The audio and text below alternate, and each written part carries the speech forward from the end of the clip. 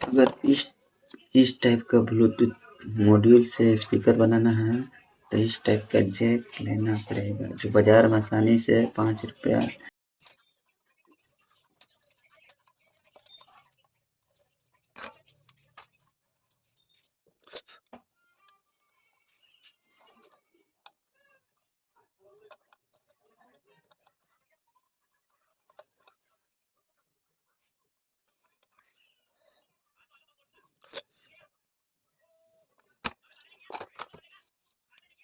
जल्दी से टेपिंग कीजिए। अरे यार खोलना बस, इतना खराब खराब सारा जिंदगी में चाइनीज फाइनीज कंपनी बात कर लिया sir.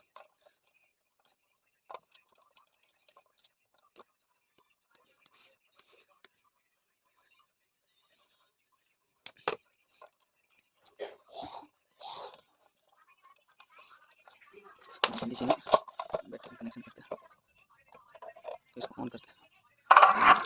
Bluetooth mode okay on, देखिए ऑन बटन है, ये चार्जिंग बटन है, बाकी सब जानने रह सकते हैं।